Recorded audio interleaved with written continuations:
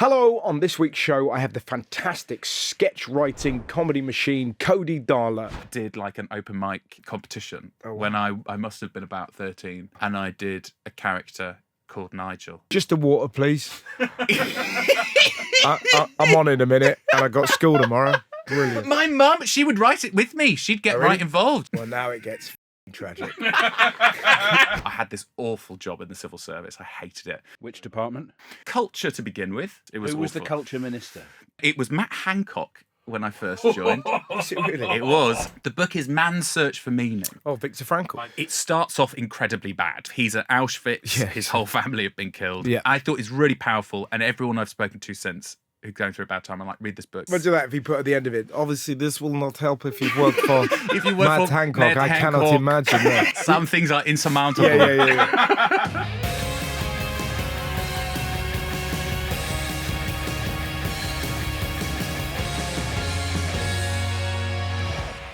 Cody, Russell, what a pleasure to meet you. a real pleasure. Thanks so much for having me. And what feels like the first lovely sunny day of the year. I know. It's a sunny day when I'm drenched in sweat. I'm sat here. You're a sweater. I'm a sweater. Yeah. I'm a sweater. I've gone through all my layers. Yes, I and wore- and carefully for a sweater you're wearing black. Exactly. Come in. Exactly. Yeah, I've brought my big winter bomber, and the weather's taken me by surprise. Lovely stuff. Yeah. What were you up to this weekend? Anything fun? This weekend, I visited my granddad and my mum. Oh, lovely. Yeah, it was Easter weekend. Every year, sort of increasingly, my mum gets more and more serious about Easter.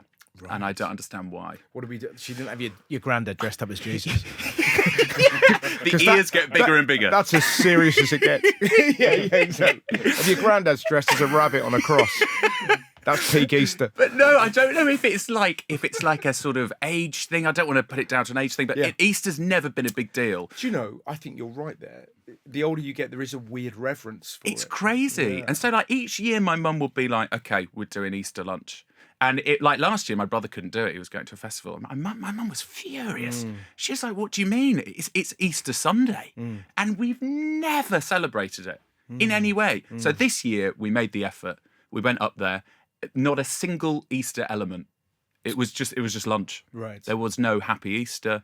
We did get an egg, but there was no reverence for our dear Lord. Yeah. There's no religious element. I think it was just an excuse to sort of get everyone together, which I guess. Yeah, which is great. Well, Yeah. 'cause I was in Manchester over Easter weekend, and it was really exciting as an old. How old are you? I'm 30. Yeah, so I'm a very old man.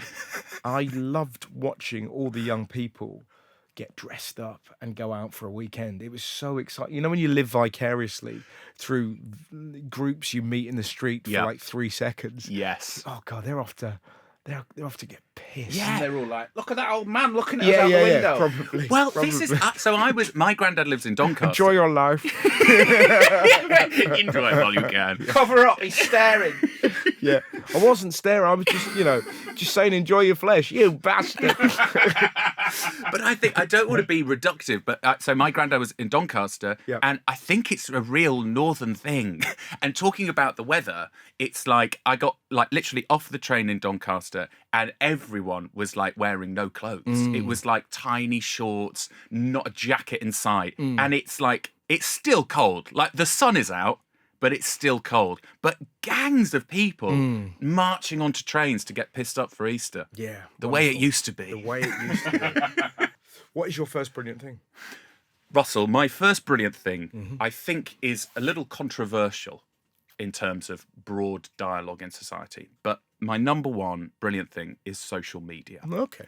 And the reason I brought social media is because I don't think I'd be sat here in front of you, Russell, were it not for the ability that social media has given me Yes. to Okay. do comedy. Fair enough. Yes, which is quite exciting, really, because that is your journey is a very modern comedic journey. In that I'm an old man again, but I'm very much kind of comedy clubs, Yeah. open spots, Yeah. paid 10s, paid 20s, Yeah. headlining, Edinburgh Festival, blah blah blah blah blah. But there was almost like this kind of old factory style of doing it versus quite I've said it before, but a punk element to social media. There really is where you go, right, no one's given me a record deal. Yeah. I'm going to put out my own music, as it were. And that's kind of what you've done. That's such a nice way of putting it. But it's true, though, That's isn't such it? a nice That way of you punk. think, but it kind of is where you think, and it's similar to punk in that some of it's brilliant, some of it's just a man shouting. And that's just my account. That's literally just what I do. But I actually started this sort of traditional comedy pathway, like you say, for stand-up. I sort of did the writing version of that. Yes. So I was doing like sketch comedy at university. Then I graduated. What uni? St Andrews University, great. not famous for its comedy. So No. the benefit of that meant that me and my mates could basically go to the Fringe every single year, and there was no like sort of structure or bureaucracy that would stop you, because it was just like no one really did comedy. So it was just like, okay, well, we'll just go. And so What were you? How were you when you were going? Like, so I did my first Fringe like at the end of my first year, so 18. and you were obsessed with comedy? I was absolutely obsessed with comedy. So that yeah. must have been the most insane holiday. It was great. I loved it so much, but there were so many layers to it, because it was sort of the first time I'd been to the Fringe and seeing all of these like incredible acts, and like both established and like unestablished. This just sort of, I mean, you know, I'm preaching to the choir here. Yeah, but I'm trying to remember that, and I really do remember. It's just, it was mad, and so it's just like seeing all of these amazing people who had either been like, you know, had got their DVD when I was a kid or whatever, or like I say, new people, and then the amazing feeling of being able to look at them and then realize how shit the show I was doing was, and it was like a sort of the biggest like apprenticeship for comedy. It was me and 3 friends doing just the most dreadful sketch show. It was just so bad. I think the entire show relied on my single mediocre impression of Ed Miliband, and that we built the show around that. Well, we can't mention it without doing it. Oh no, I was worried about this. Sorry, is that? Hang on, there's a knock at the door. Is that? Oh shit! Ed Miliband's just walked in. Hang on, and there's a Jiffy van selling a bacon sandwich. Go on. Okay, Excuse me, how much for the bacon sarnie? That's not bad. it's not bad, but it's not good. And so, basically, that experience taught me like, it's basically being in front of an audience that you realise have like stumped up a tenner to see you, and the sort of inward embarrassment and shame of being like, I'm so sorry to have taken these people's money. We didn't actually get any walkouts, but I think we that was mainly because our audience was like 2 people and they felt too awkward to leave. So, you know, how many years did you do the Fringe? So I did 4 years. I did 3 years after that. So there 4 you go. years And doing sketch comedy. And were you doing comedy at St Andrews? Yeah, we were, but I mean, like I say, that it was. I mean, this in a way was the juxtaposition, because it would be like we'd go.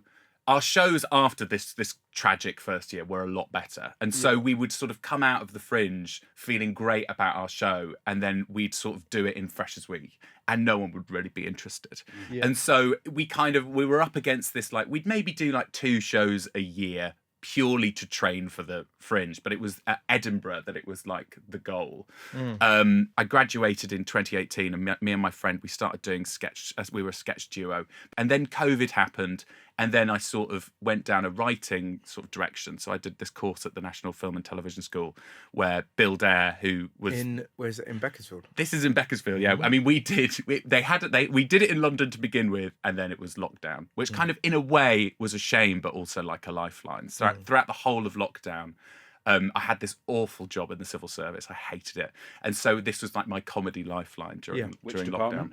It was culture to begin with, and then it was digital. Okay, you know, suitably vague. Culture under the Tories. Yes, culture under. I was doing just yogurt. Different forms of yogurt. Yeah, I was doing like data Brexit. It was atrocious. Oh, wow. Who was awful. the culture minister? The culture minister. It was Matt Hancock when I first joined. Is it really? It was. It's so funny, isn't it? When you know, broadly, you only know him for being the health secretary, and then you go, "Wow, he started in culture. What a leap!" But that's the thing that's always blown my mind about politics. It's that in no other realm would you be like, let's say, culture. So you're in charge of programming theatres and ballet Yeah. and plays and stand-up and music, and then you go, well, I'm going to do health now. Like, it's, it's so Yeah, funny. it's It's such incredible. a window into how little they do. And actually, a couple of ministers after her was Nadine Dorries. Okay. So we had Bloody hell. It was Bloody it was the height of culture. It was like Britpop. It was Yeah. it was amazing. So I did this course, and then I was the BBC's in-house comedy writer. So they have a contract writer every year. So I did Wow, that. what a cool job. Amazing job. So that was writing across all of your classics, Dead Ringers, News Quiz, things like that. And then I came out of that year, and I was like, fucking hell. I was like, I'm a BBC alumni. The work's going to come flooding in, and the work does not come anywhere near I a guess flood. also everything's stopped. Not as even a well. trickle. Yeah. Yes, well, this was actually after lot. So this would have been 2023. I started. It was my girlfriend. She was like, just do TikToks. So I started doing TikToks, and it was like I found myself very funny. I was doing this character about this guy who didn't realise his girlfriend was cheating on him. I thought it was great. No one else thought it was great. And so it was like a solid sort of 6 months of doing video. And anyone who does social media will kind of recognise this. Like there's like a 200 view jail where it's like you do a video and then it just goes 200 views, and it feels like an impossible kind of leap. And then there was the local elections. Again, I think in 2024, and I just walked past a polling station, and using the incredible workshop of tools that the BBC had given me, I did a video where I said, a polling station is the opposite of a lolling station. Okay. And it killed. Did it? No, not really. Oh, right, it right. got about 1,200 views. Okay. So there's like, and this I think is kind of like the social media equivalent. By the way, I know that's a terrible joke, but it's the social media equivalent of doing like testing out your material on stage, where you kind of hear a laugh, or you're like, okay, that needs more work, blah, blah, blah. And so the kind of algorithm sort of it like helps you in a way. And so it's like, I was like, okay, so 1,200, that's actually a big leap. And then I did some other bullshit about the politics, and that was also like a 1,200. And I was like, oh, weird. And then I kind of started doing more political content, which actually was probably far more aligned with like my BBC writing, like News Quiz. And so I kind of used this like satirical, topical stuff to start making online videos. And so the algorithm in a way pushed me towards the political stuff I do now. Can I ask one question before we Course go you on can. to the next thing? Yes. Which is that your political content now, I would say, leans left. Yes. I think that's fair. As people get older, everyone without fail drifts to the right. So do you see yourself in 10, 20 years' time being like Jemrick's guy, doing reform content, banging it out for that side? Well, He's so easy. He's so easy. But it's that thing of like, imagine being a writer for like reform. It's just it'd be heavenly, because you know the area you've got to stay in. Just ding that bell. yeah, well, this is actually kind of, in a weird way, this is when you find like the algorithm forces you into a certain direction. You're like, okay, this response. And I'm not saying this is the same with me and left-wing politics. I am left-wing. But there's a strange thing that happens when you gain an audience for doing a certain bit of content. It sort of can become slightly constraining. Massively. Because you're then like, well, okay, I've got a big audience for this particular type of content. Exactly. But listen, the BBC's in my blood, so I'm going to have to balance it out. That's going to be taken out of context. But I'm going to have to balance it out, not later in life. I think in 6 months' time, I'm just going to have to join Reform. I'm going to have to start doing that content. It is funny though, because I've often thought that it's, if you get into bed, I would say, it definitely must be the case with kind of right wing, but if you get into bed with, the far left as well, it's a tricky audience to get into bed with, because they're so reactionary. Totally. They're as bad as the far right, where you're like, I thought you were this guy. Yeah. I'm just a comedian. Yes. But why are you saying this? Because I think it's funny. But you said this. Yeah. I know. Exactly. And I think that this is, we could talk about this for hours, but that is one of the dangers of social media, where it's like there's no nuance. Yes. And so like, the other thing is like, it's quite a fickle environment. So like, you might do something that people don't expect of you, or it's not entirely aligned. In like 2 hours, they'll have watched enough brain rot and they'll have forgotten about it. Yeah. But it's very interesting that, because you kind of, I remember, what's his name? He did a huge show, big, tall American, Bo Burnham. Oh, yes. And he was talking about, he was basically being mocked by a load of Mark Maron was one of the comics as well. They were sort of saying, "Oh, you're a social media guy." This is years and years ago. Yeah. And he said something really interesting. He sort of said, "Yeah, I didn't come up through the clubs. I started doing comedy on YouTube when I was 14, and I will raise you all the heckles you got in comedy clubs versus the comments I read as a 14-year-old boy." Yes, totally. What is that like as someone that is, if that is your, presumably that is your barometer for judging success, it's numerical and it's comment based. That must be difficult because you are having to read the comments, presumably, to get better and be pushed into more fertile comedic grounds. Yes. Well, this is actually, that's a great question because I've never really thought about it in terms of like, obviously I read comments. Because it is political satire, actually most of the negative comments are probably more politically driven than they are comedically driven. Yeah. So actually, what I've just realised talking to you, Russell, based on your question, is that I'm not developing comedically, but I'm really honing my political views. Yes. No, I'm joking. But like the comments, he's absolutely right. I have not actually heard Bo Burnham say that, but it is often the element that puts people off doing social media because they're like, well, the comments are horrific. I mean, they are horrific. I don't think it's as constructive as like getting feedback on a set or whatever because people they just type the most But it is though. bollocks, just sort of, they don't even think about it. Sure, but I think if you've got the strength to churn it and see, like, you will be able to kind of get somewhere. The snag then is that they are leading you rather than you leading yourself. Yes. Well, I'm not on about you. I'm on about the royal you. Totally. Someone through that world. Well, I actually think that it's probably more the churn that improves things rather than comments. Like you know, you read a comment and someone's just be like, "This is shit" or whatever. But like, that's not constructive. That's not helpful. People don't spend the time on social media being like, "I really love the first 12 seconds," and think you could. So the constructiveness of the feedback is probably not great, but the ability, and this is why, I mean, anyone who's involved in social media will say you just got to post, which is true to an extent. I mean, you don't want to flood the zone, but doing it every day, you literally improve. I mean, it's how you do everything. You do stand up every day. Yeah. You improve, like you get better. And so it's like, and I think based on this Bo Burnham conversation, that attitude of comedians being like, you're just a social media guy, I think is changing. What is your next brilliant thing? Russell, my next brilliant thing is the moment before an act comes out at a music festival. Okay. That's my next brilliant thing. So it's is it the hushed reverence? Yes. Or is it the giddy enthusiasm? So I think it's a number of things. So there's obviously the anticipation. Everyone is gathered there. The lights are they're bubbling away. There's been a change in atmosphere. Yeah. You're there with your mates. Everyone's happy. And I was quite a bit of a nerdy teenager. So I never really did kind of anything. Like, I went to my first music festival, which was Glastonbury, at the age of 25. And sort of every year before that, I'd never really and that was partly because all of my friends were into sketch comedy, not going out.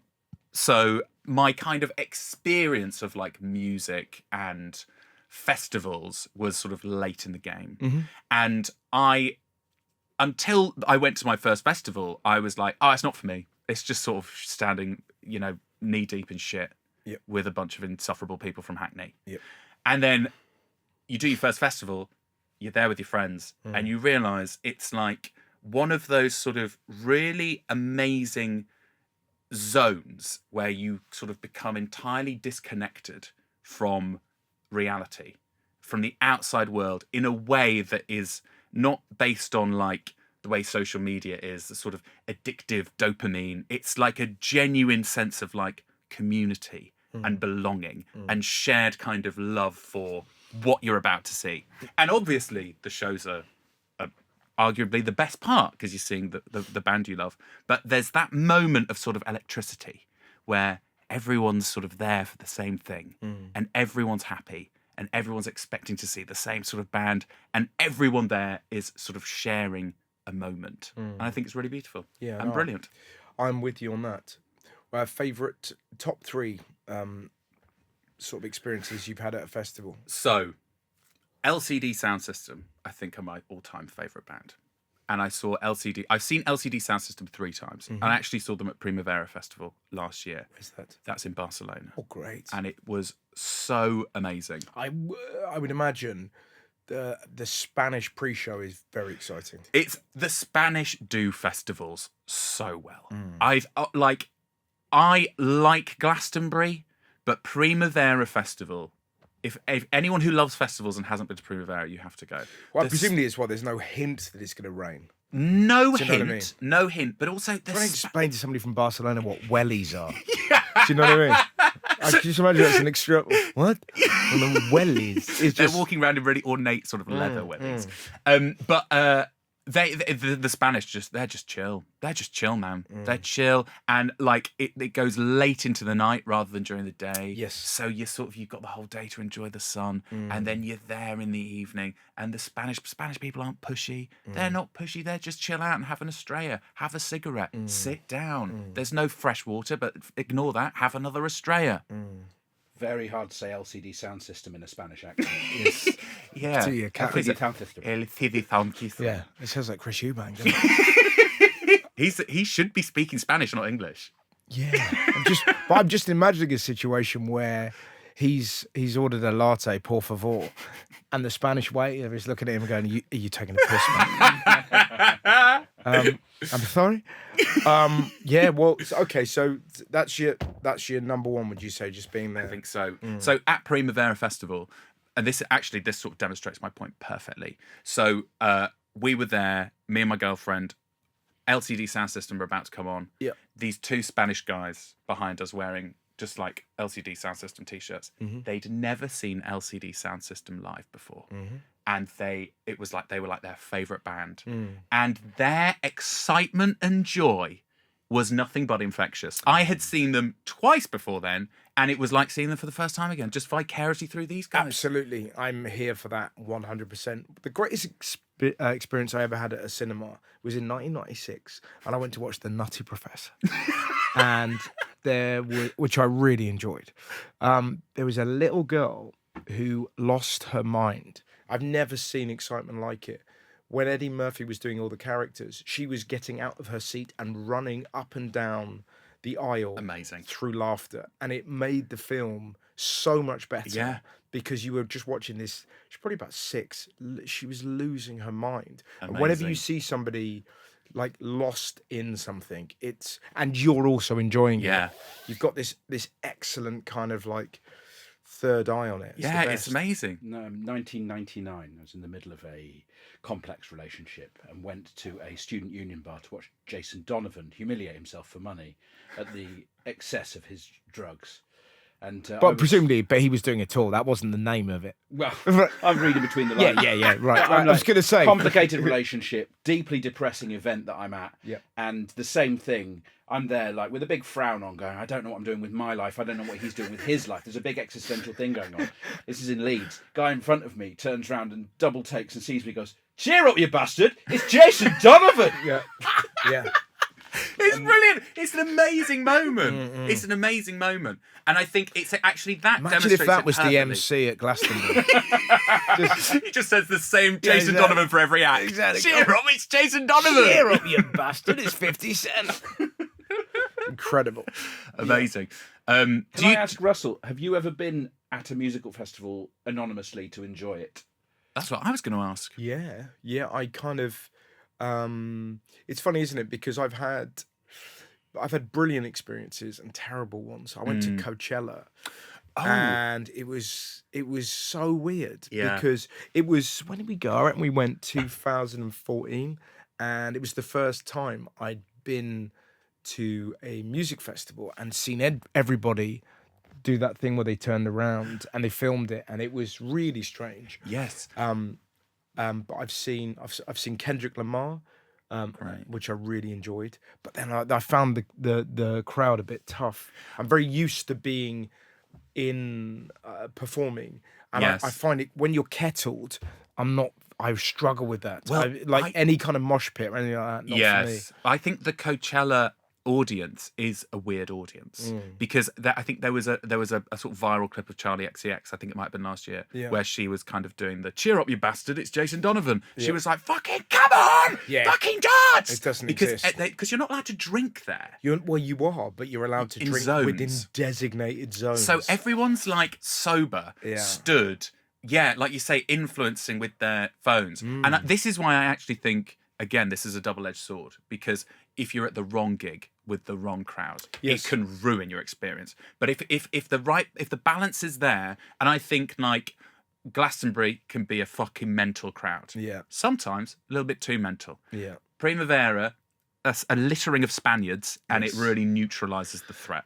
You keep coming back to this refrain of how the Spaniards give it that air of acceptability Yes. and stop it from getting raucous. Do you think that's 100%. something specific to the Spanish, and they could be used in other situations to do the same, like an emotional support person? Absolutely. I think I don't want to get political, but I think there's a reason why the current crisis in the Middle East is so crazy. It's because the Spanish have tapped out.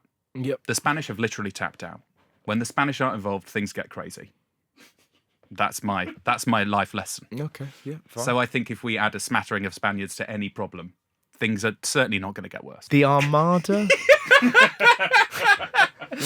Yes. Okay, that's true. But then they left Spain. They did. So Yeah. you know, Exactly. they're in international waters. So Yes. What is your next brilliant thing?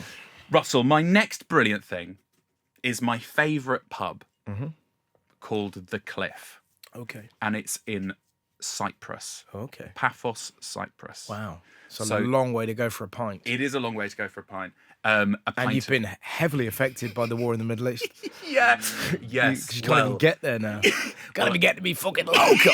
Can't even get to be local. Imagine that, everyone, like, during one of Trump's deranged press conferences. We need the Hormuz Strait opened up. Okay, no. It must be going off. I can't get this. It's not good for the pubs.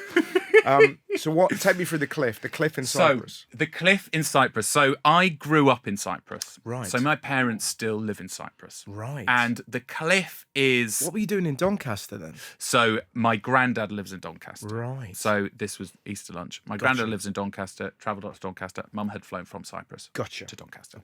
And so, so I moved to Cyprus when I was about 5. I went to school there. And... the cliff is about a 5-minute drive from my parents' house. And my parents sort of live at the top of this sort of hill that is occupied almost entirely by British expats.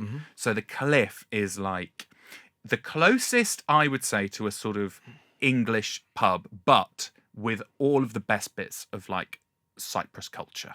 So I'm pretty sure the owner's called Stelios. And he's this sort of, he walks around in like a sort of a tiny vest with his sort of big belly hanging out, handing out kebabs, handing out pints of Keo. And the cliff has sort of occupied a sort of an increasingly important part, I think, of my life when I go back to Cyprus. It's my favourite place to go because, as I mentioned earlier, my childhood was a bit square. And that's a sort of a different mixture of things. That I was quite studious. I sort of really liked learning. And so I was never like... I did a bit of like teenage drinking, but not a huge amount. And my dad was like quite strict, and it was sort of like one of those. I didn't explore the sort of fun side of Cyprus when I was living there, basically. Yeah. And now, when I go back and we go to the cliff, my parents something comes over my parents where they sort of get giddy, and it's like they're going teenage drinking, and everyone gets overexcited, and everyone always drinks too much, and everyone starts smoking roll-up cigarettes, and it's just an atmosphere. Everyone starts eating kebabs. Everyone's got a mouth covered in grease, and it's just the view from the cliff is incredible, as you can imagine. It's not on a cliff, but I can see that you'd recognise some sort of connection to the name and the location. Okay. You're looking over the sea, sort of in this sort of valley. The sun is shining. You can see the sea at the end. Everyone's sort of got smoker's lung. Everyone's pissed on Keo, and it's brilliant. Got a beer garden? Beer garden, of great. course. But in the winter, fireplaces inside. So, I mean, I would say the Brits who are there are the worst part about it. Right. I don't want my. I know I did say it was like an English pub. It's not really like an English pub. It's like an English pub because everyone who goes there is sort of English, which is a shame. I would prefer a sort of gaggle of Spaniards, obviously. Right. If not Cypriots, even better. But it is just a wonderful. What's your wonderful place. favourite drink to have there? It's got to be a pint of Keo. Is Keo the Cypriot? Keo is beer? the local Cypriot lager. What is it? Strong? Is it weak? It's sort of, I think, a solid 4%. Do they have them in those kind of lovely, kind of curved pints? Incredibly tall pints. Oh, tall pints. Incredibly tall pints. That I'm actually not too sure what the effectiveness in terms of keeping them cold is. It's funny though, isn't it? Because there's certain glasses, like the glasses they have in the Stella ads are just the most.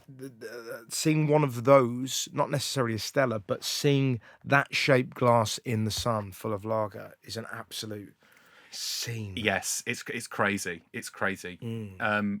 But this Keo is a similar effect, I think. It's a long, tall. It sort of goes in at the middle and sort of goes out, and it's made with a live yeast. Okay. So it will bloat you to fuck. Right. But it tastes great. It tastes great. How often do you get back there? So I mean, it's normally like once in the summer, and then at Christmas. So great. So I'm actually going next week for my dad's 60th, which is being held At the cliff. Cliff. At the Terrific. cliff. It's going to be an incredible day. What would that be? A big party? I think so. I mean, my dad's kind of strange. Like he has he doesn't. Birthdays aren't really a big thing in my family, but then the only big birthdays that happen are for my dad. So I think my dad is really into birthdays, but he just doesn't want to tell anyone. So he's having a big birthday. So my dad's got a scuba diving centre Right. in Cyprus. Oh, wow. Which is great. Yeah. And so he has like a lot of sort of friends that he's developed over the years who are, arrive as customers, leave as friends. Yeah, kind of thing. great. So there's lots of there'll be lots of people there. Will you see people you grew up with again? Well, no. Well, this is quite interesting because there was a big, huge expat community in Paphos in particular, and I went. All of my friends at school were weirdly like Scots. I don't really know why, but there's a big Scottish contingent there, and so there's this kind of element of. So I went to English school, and there's always this sort of you finish school and then you go to university in the UK and then you sort of get caught there. Some people come back, but it's Cyprus is such an amazing country and Cypriots are such an amazing group of people. But it's one of those. It is very much like you're sort of a East London gangster. You've made your money, you go out to Cyprus. Yeah. Or you're say sort of like my dad. You work in tourism. And so there's not much for young people. I mean, I guess with remote working, there's probably slightly more now. But it's in my head, it's such like a sort of home holiday type location. And I think that's the same for most of the people I went to school with. Have you done comedy there? No, well, actually, so I was going to say no. So actually, there was a bar called Charlie's Bar, British bar, that did an open mic competition when I must have been about 13. Oh, wow. And I did a character called Nigel that I've literally, honestly, hand on heart, Russell, I'd not thought about until this moment. And I did an open mic night 13. at 13 as a character called Nigel. Were there any other kids there, or was it adults? No, it was pretty much adults singing ABBA at the top of their lungs. Oh my God! So it wasn't even a comedy It night. wasn't even comedy. It was Who just did a you- talent show, I think. Who did you follow, and who was on after you? Oh, I think honestly purely singers. So there would have just been someone there who would absolutely be on holiday and just happened to be at the pub, at the bar. There may be someone like a local kind of celeb, one of those who maybe does the rounds as a singer who definitely would have entered. So they would have been there, but absolutely nobody taking it as seriously as 13-year-old Cody. And take me through the character Nigel. So I believe the character Nigel, so I did, is an evolution of one of my most successful characters as a child was called Morris, the train spotter. Gotcha. And so I think Nigel is a kind of evolution of that. He was in charge of the curtains at a theatre, so he's in charge of pulling the curtains, Right. and so he sort of absorbs a lot of Which is a lovely. I like that though. That's already quite a nice little, exactly. silly kind of. Exactly. So he and this is his sort Quite of fully formed. very fully formed. There's a whole backstory.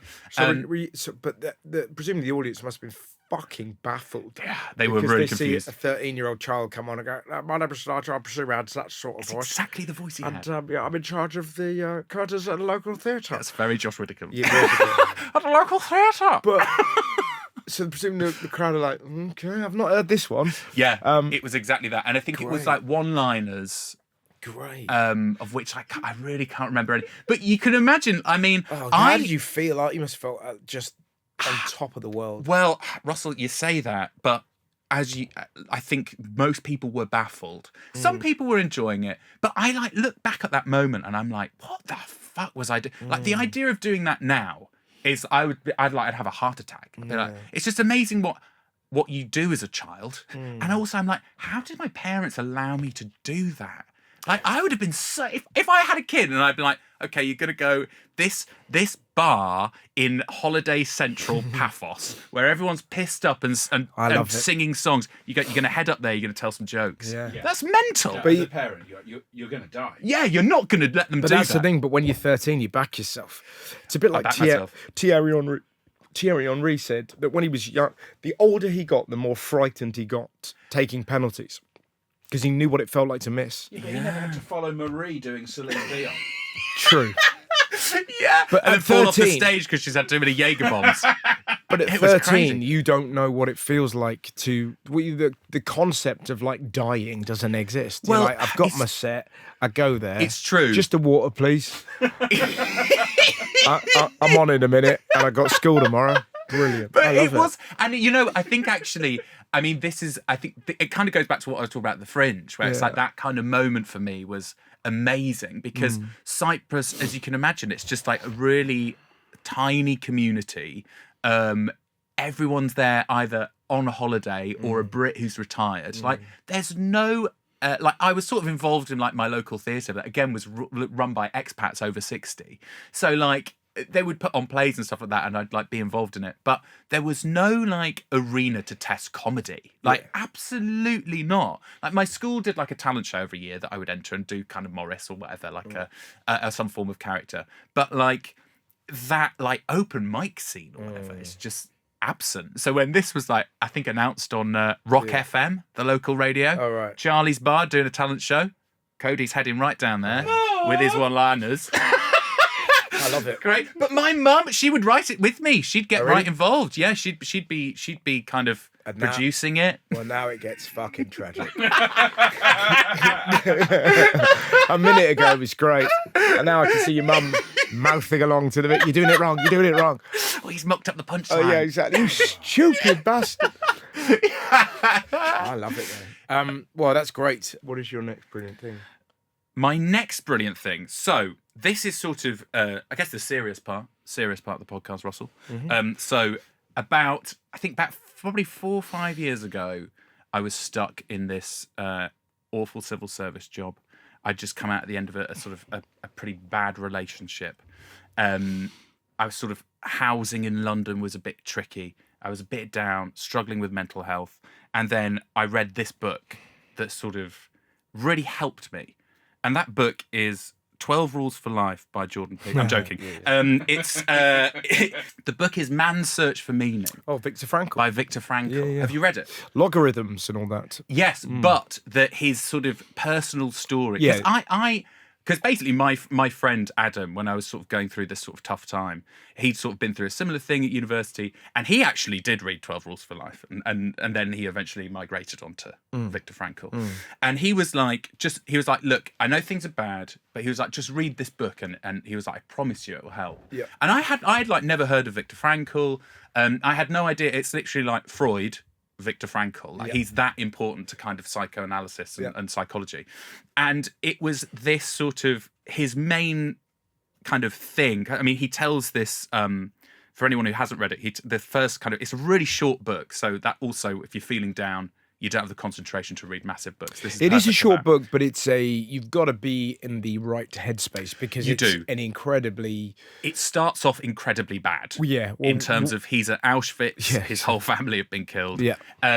But his main kind of theory is that while he was at Auschwitz, he realized that the last kind of shred of dignity a person can have that nobody can take away from you is your choice in reacting to a certain set of circumstances. Yeah. So like that's how he wrote this book obviously after he was at Auschwitz, and that's how he talked about how he survived it. Yeah. Because he was like, you know, just the depths of human depravity and cruelty and evil. Yeah. And it's like, how do you get through that? And he realized that he had, even in that situation, he had this kind of shred of freedom Yes. to decide how he reacts to this, to these people. Yeah, and it's sort of about purpose, isn't it? Exactly. And there's something really fascinating about him that he almost looked at it as a sort of an academic analysis. Yeah. And he was kind of observing himself and his sort of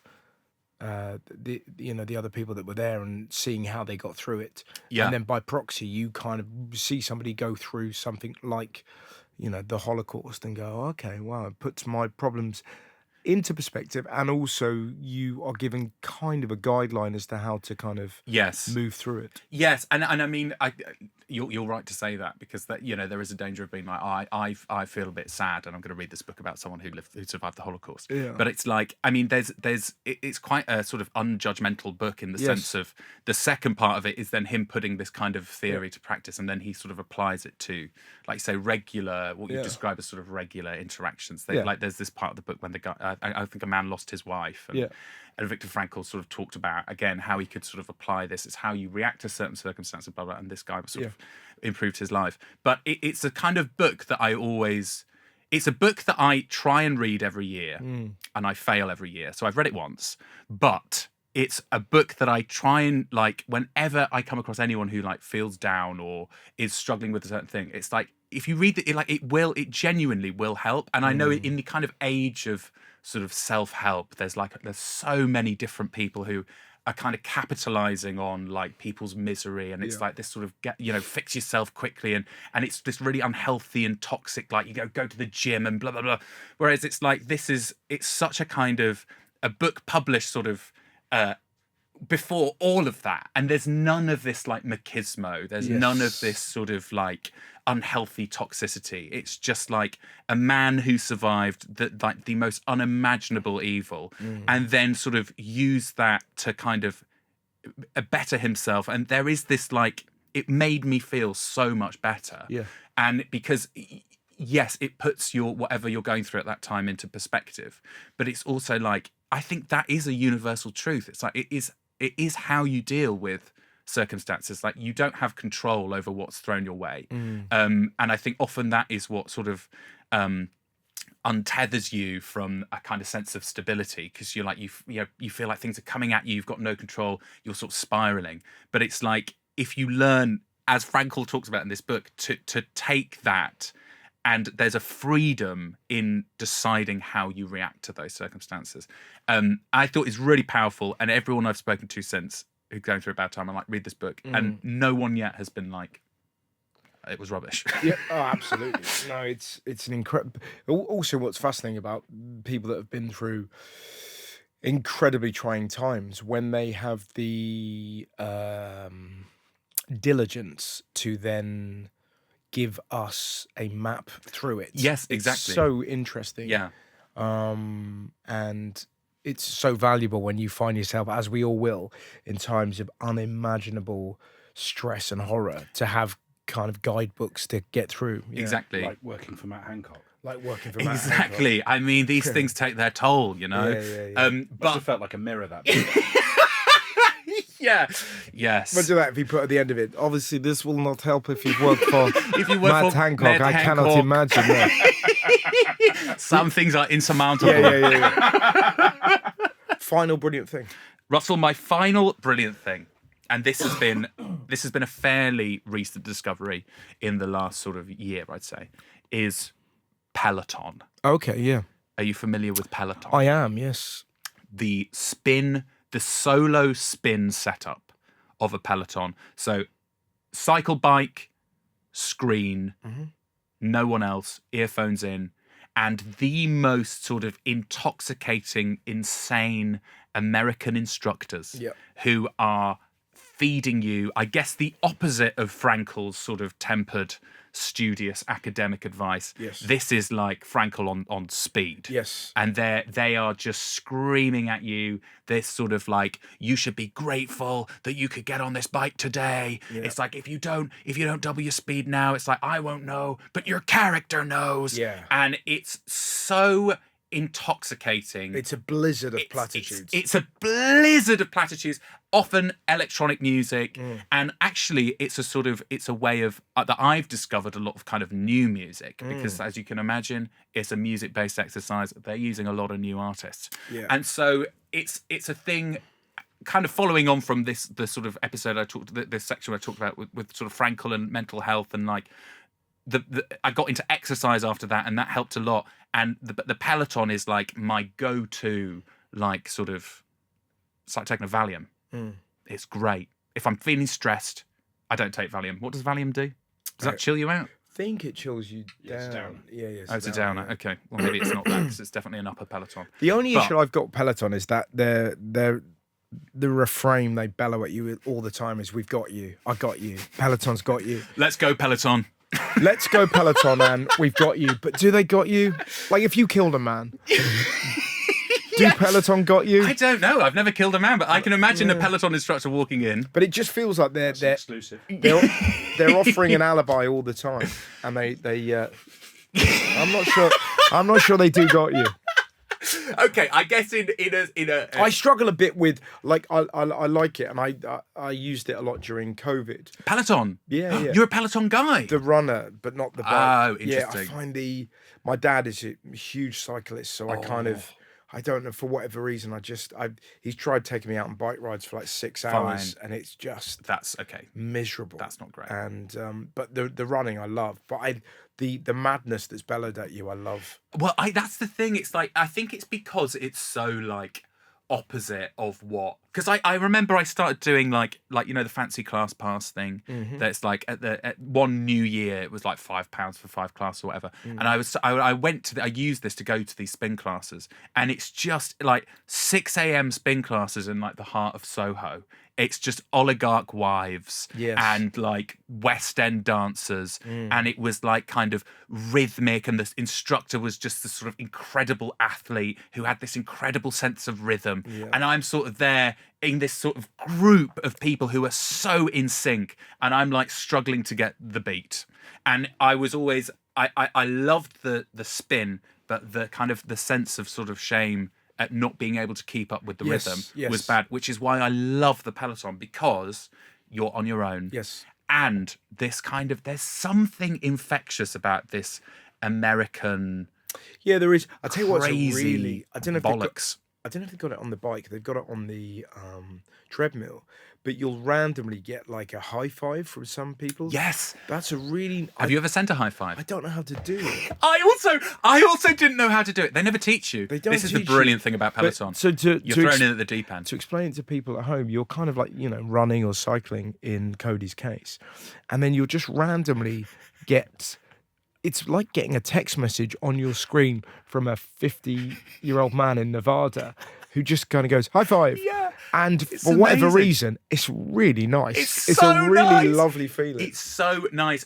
When you learn how to do it, I can't stop high fiving now. I can't stop high fiving. But I once did, and again, I think there's a kind of link to all of these things. You know, in terms of the music festival, you're in a different zone. A Peloton has a similar effect to me, where I'm like, I'm in a different world now. Yeah. And I was like, I'm insulated from the world's sort of evils. And I once got a high five from a man who had a hashtag underneath his name that was #VoteReform. Right. And I was like, it felt awful, because it was like a kind of an invasion of the outside world into this perfect Peloton feel good high five energy. In fairness, he might have been into Pilates, like in that world, because the reform machine is a huge thing. Oh my And god! I've just, isn't there a weird crossover there? There will be. So you've got the reform machine. It's the reformer, isn't it? that stretches your body and The tones you. reformer community are being hammered. at the Wildly moment. different. Oh, widely different. Yeah. I'd never thought about that. It's quite possible it said reformer UK. But you are right. That's an odd move, though, to be. It's an odd I move. can't imagine many reform voters have core strength and stamina. Do you know what I mean? But the I idea, agree. like, how angry must he be? Like, if he's just on his bike going, fuck it, they're everywhere, these fucking bastards. He You must can't- get a PB I want every my- time. I want my country back. Cody, you're doing very well, Haffa. Like, that's what seems. You're doing so well, son. Keep going. That seems insane. Yeah, What- but that the high five element is, and I think this is also you're touching on the kind of American thing where it's like we don't do that here. Yeah. We don't high five. There's no, we kind of keep ourselves to ourselves. Whereas the peloton is the opposite of that, and it's Well, party central. But This is for a thing. exercise. I think this is a thing that something has to happen where it's maybe it is. What's the word I'm searching for? It's curated in a different way. So it's taken away from quote unquote America. Yes, But it's all the great things that America has given us yeah. without having the slur of America behind it. Like all the things that have actually made America great outside of the current realm. Yes. That my friend Joe often speaks about that this America that he loves, that we kind of all love. It's the Americana that's given the world all these great moments. But at the moment, anything American is so intertwined with Trumpism and populism and kind of hate and greed and machismo. It's really there needs to be another moniker The worst. for the things that America has given the world that we love. And I think one of that's those things is, that kind of the lack of shame in whooping and togetherness and being in a crowd. And like genuinely, you do a gig in America, they'll stand up before the show. They've got no shame in saying that they love you and they want to be here. And but there's something quite cool about that. Yeah. But do you know what I'm trying to say? That there's things where it's a real shame that America is completely tarred with the same brush. Yes, well, listen. The worst thing that's going to happen if you embrace the rampant Americanism of peloton is you're going to get fantastic quads. Yes. You're going to get fantastic quads, and so Have I you think noticed the difference? I've noticed a big difference. I'm not going to lie. I've noticed a big difference. Yeah. The sort of core is slightly better, but the mood, Russell, it's the mood. Are you doing it every day? I actually was, and then I threw my back out. So actually, I'm sort of eating my words a little bit. My posture and form probably isn't that great, but I was doing it every day, and I need to get back into it because it's just. It's unashamed, like you say, guilt-free Americanism. It's like going into a little candy shop and eating loads of sugar and candy. Does it have to be American? Is there any choice on what speaks to you? There is, so, but yes. there's So, still for example, could you choose Ed Miliband's voice, and what would that sound like if that was running a peloton? Let's go peloton. So there are real instructors, you see, but they're in a different set. But they're, each one of them has got their own thing. So there's a German one that's just like hell yes.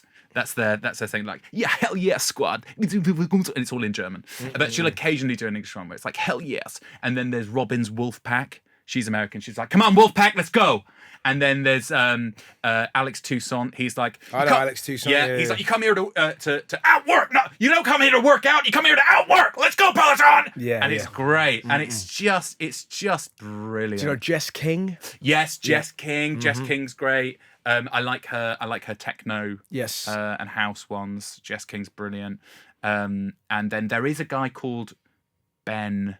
He's the English one, definitely. It'd be funny though if there was just one English guy, just like looks like Ray Winston, just got a fag on the go. I haven't got you. Just ride your bike and don't grass. See you down Charlie's. Yeah, exactly. See you, Charlie. 6 in the morning, he's just like farting. Fucking hell, Pendleton. But that is actually a little bit like what the British. Obviously not like that, but they're definitely understated. I really enjoyed that. Ladies and gentlemen, the wonderful Cody Dahler. Thank you so much for having me.